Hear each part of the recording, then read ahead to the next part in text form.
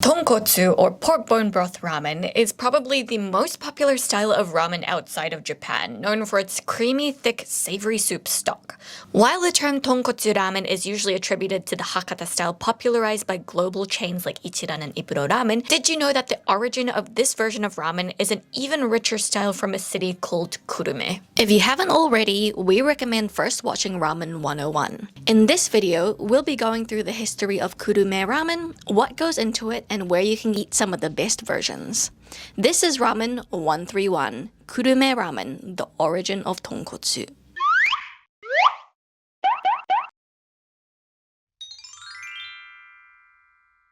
What is it? History of Tonkotsu Ramen. Now you've come back from watching Ramen 101, you'll know that while people are constantly creating new kinds of ramen, they used to be very broadly defined in 4 categories: shoyu, shio, miso, and tonkotsu. The first 3 are defined by the way that the soup is seasoned, while tonkotsu refers to the soup base itself, a cloudy, creamy pork bone broth. Before cloudy broths were a thing, ramen used to be more aligned to the clear Chinese styles of soup, made by simmering meat bones low and slow, and it had been that way since the earliest conceptions of ramen over 100 years ago. Soups were made with chicken or pork bones, maybe seafood like fish or kombu seaweed, and flavored with salt or soy sauce seasoning, but all of the soups were transparent. Ramen captured the hearts of many people because it was cheap, fast, and delicious, and perfect food for the working class, and gradually spread throughout the country. Cut to 1935. In the city of Kurume in the Fukuoka prefecture was an udon chef called Tokio Miyamoto who wanted a cut of the action. He moved to Yokohama to learn the craft, and in 1937 came back to Kurume to open up the first ramen stall in the whole Kyushu island called Nankin Senryo. Supposedly influenced by his Nagasaki roots, he took inspiration from another Chinese dish called champon and used pork bones instead of chicken in his broth. And unsurprisingly, ramen became popular in Kyushu very quickly, spreading to the neighboring cities. But the ramen soup was still clear. In fact, it wasn't until 10 years later in 1947 when Katsumi Sugino, the chef of a ramen shop called Sankyu, made the fateful mistake of taking his eyes off of his boiling pot. Legend has it that he asked his mother to watch the broth, and she had let the broth come to a rolling boil and left it, rather than lowering it to a simmer. When he had returned, he was appalled to find that the broth had turned into a cloudy and white soup. And because it was just before opening time, he had no option but to make ramen with his failed soup. But as he made himself a bowl and ate it, he realized that it was actually really good. What happened here? This is actually the result of a process called emulsification, which is probably something you've heard of before from emulsifiers in processed foods or emulsions on fancy restaurant menus. Simply put, the process of emulsification is when you take 2 liquids that don't mix together, like water and oil, and combine them in such a way that they mix together. There are a number of ways to do this, such as using an emulsifier like egg yolks and mayonnaise, or by mechanically breaking up fat droplets like in milk homogenization. If you've ever made a soup stock by simmering bones in water, you'll probably have seen that when you finish making the soup, put it in the fridge overnight to cool, and then pull it out again the next day, there's a layer of fat sitting on the top. That's because the fat and the water don't mix. However, when Mr. Sugino left his soup to cook at a rolling boil, where the water is super hot and constantly moving, it allowed the fats and proteins to be extracted from the bones and broken up into microscopic droplets in the water. The suspended fat and protein results in a cloudy soup broth, in the same way that milk is cloudy from milk fats and proteins. Mr. Sugino went on to teach anyone who wanted to learn how to make tonkotsu ramen, which resulted in it spreading throughout Kyushu, giving rise to variations like Hakata, Kumamoto, Kagoshima, and Tamana ramen. Subsequently came the rise of huge chains like Ichiran, Ippudo, and Ajisen, which spread throughout the world. Tonkotsu is probably the most popular style of ramen outside of Japan, where people have come to expect ramen to have this thick, milky white broth. Because for a long time, that's what we thought ramen should be. Component of Kurume Ramen. Let's be clear that not all Kurume Ramen will follow the same template, but there are some fairly typical features that one might come to expect. The soup. The key difference between Kurume Tonkotsu Ramen and every other Tonkotsu Ramen is in the broth. Kurume Ramen broth is made using a process called tsugiyashi. or yobimodoshi, which Google has kindly translated into splicing. While most ramen stores will make a new pot of broth every day from fresh water and raw ingredients, Kurume Ramen will take the leftover broth from the day before and add this to the next batch of soup stock, essentially resulting in a soup stock that could be decades old, depending on the age of the restaurant. This process is really similar to sourdough, and it's used in the sauce for unagi as well as soup stocks in other shops around Asia as well. According to a food research laboratory in Japan, this results in significantly higher levels of umami compounds like glutamic acid. We're talking 3 times compared to tonkotsu ramen broths that are made fresh every day. This makes kurume broth the richest and most unique tasting style of ramen, despite being usually less greasy than other styles of tonkotsu ramen. The noodles. Kurume ramen usually comes with medium-thin, straight-ish noodles. It's thicker than super thin Hakata noodles and softer in texture, but still with a toothsome bite in the middle. The portion of noodles is standard, and while you can order kaedama or extra noodles for your ramen in some places, it's not that common for kurume. The toppings.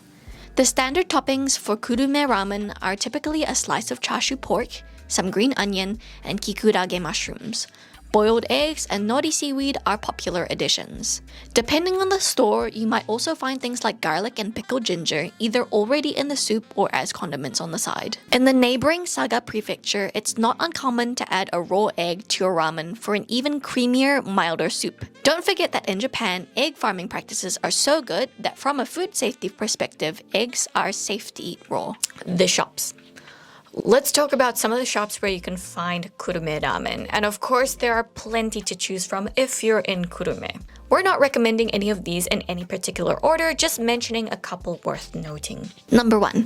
Nankin Senryu. We mentioned that Nankin Senryu was the first ramen stand to open up in Kyushu. They eventually opened up a store, which is actually still there. And I believe it's still run by the same family.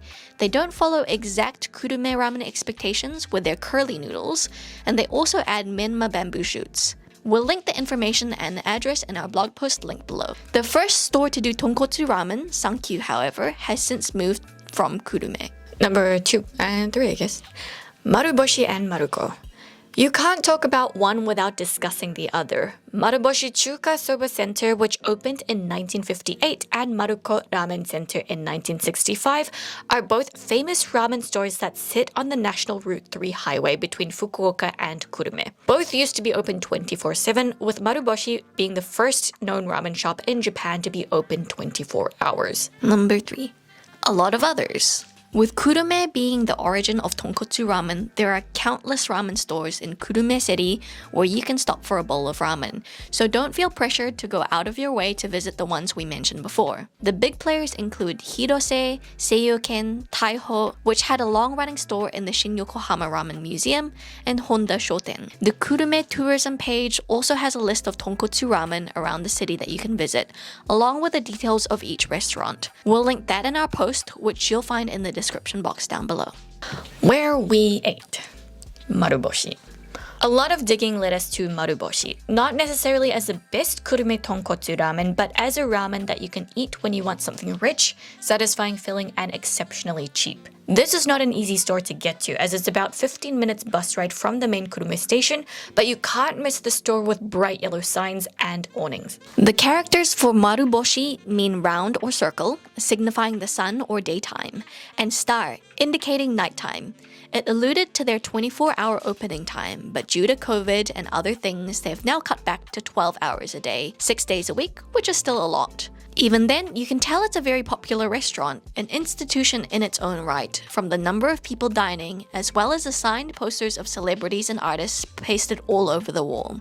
It feels nostalgic with its old movie posters, media posters, and the low-key decor. It's not a huge restaurant, and it's mostly seats that are spread throughout the restaurant like you would find normal seats. It doesn't really have counter seats. It's really old. But they do have a window where while you're passing by outside, you can actually see inside as they're cooking. I wouldn't recommend standing and just like staring though. But you're welcome to. Yeah. The ordering is done by ticket machine, and you can see how simple the menu is.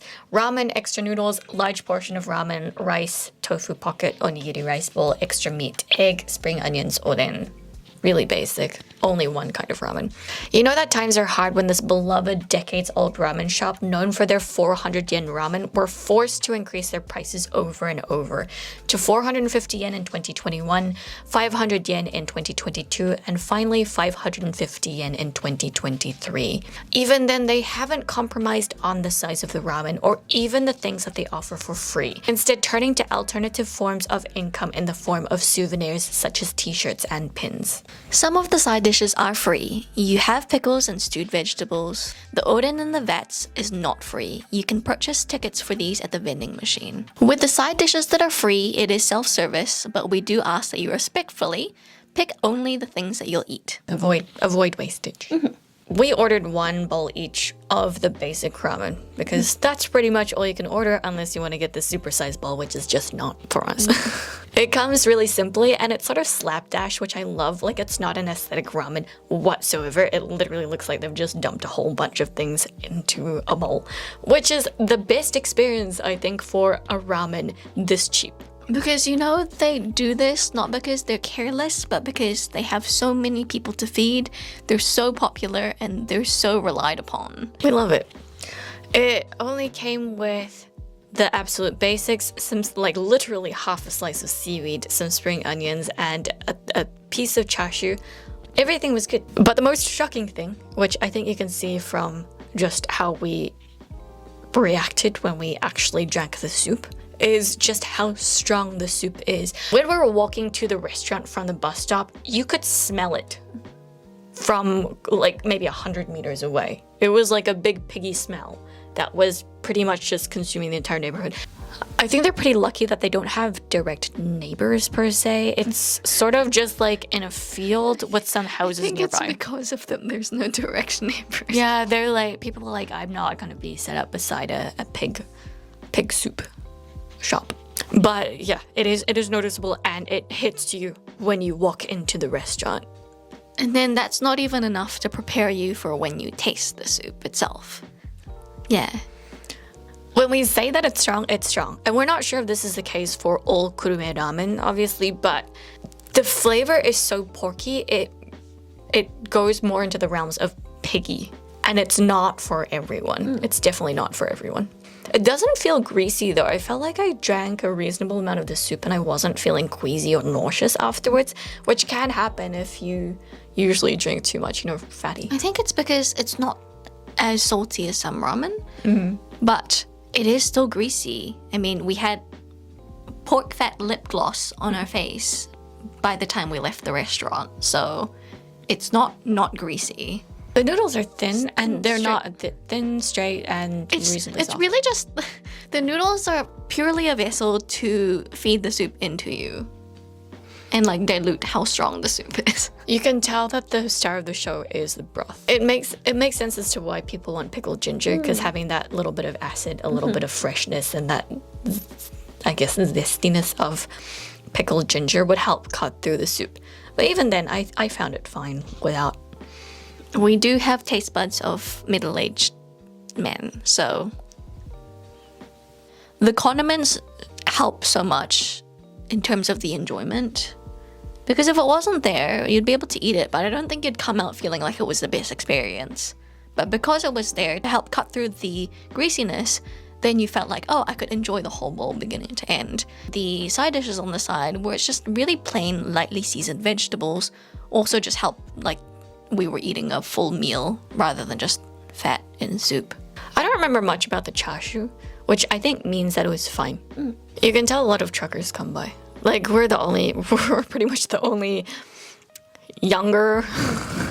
But that's the same with most ramen Yeah, that's restaurants, the to be thing. fair. Okay, except for like Michelin star ramen. To be fair, the table next to us, by the time we were about to leave, was an older man and his wife, I believe. Yeah, like an uncle and auntie kind of. I mean, like, so women. And they were these. laughing at us when we were trying to film the lip gloss, pork fat lip gloss, which was fun. This ramen is definitely suited for people with strong taste buds. So, people who like strong flavors, who enjoy eating greasy things, and who is not affected by eating greasy things. I also think it's for those who are not afraid to try flavors that might be reasonably unexpected. And this was just a different experience. You know, I wouldn't have it every day, obviously, but I can enjoy it. I have friends who can't think of enjoying ramen because they're concerned with how greasy it is. And this is certainly not those types of people. If you can't enjoy eating too much deep fried food because it's greasy for you, this is never a ramen you could possibly consider ever thinking of having. This would make you throw up, I would think. This would make you feel ill for days. But it is an absolutely fascinating piece of culinary art. That's all I can say. Like, it is so interesting just to observe literally the flavor of history. 40 years worth of soup in a bowl. The cup ramen we tried today is Maruboshi's instant noodle not cup ramen. We had the pleasure of trying Maruboshi's instant ramen version, which was made by Sampo, which I've never heard of. We found this in the Donkiyori in Fukuoka, which was about, I don't know, just down the road from our hotel. I'll link that. This soup contains 2 servings. It comes with 2 bundles of noodles, 2 sachets of powdered soup stock, 2 sachets of this weird flat gelatinous globular thing, and 2 packets of seaweed. Boil the water and add the noodles. Cook it for 2.5 minutes, but we only did it for about a minute and a half. Remove the noodles. Add in the powdered soup stock and the fat globby thing. Boil it for another minute, then pour it over the noodles. Top it with whatever ingredients you please, and the packet also recommends adding things like pickled ginger, chashu pork, and sesame seeds to increase your enjoyment.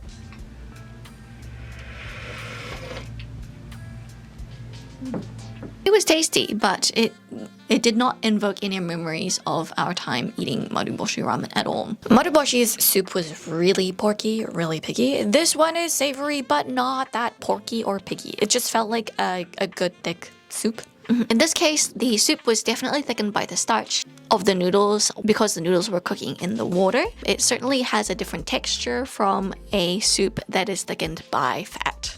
Other instant noodles recreate the Tonkotsu Ramen flavor just as well. This one doesn't feel specific to Kurume style ramen. Well, it might, but we don't know. We've only tried one Kurume style ramen. It doesn't necessarily remind us of Maruboshi. This one is meant to recreate like an actual fresh ramen noodle.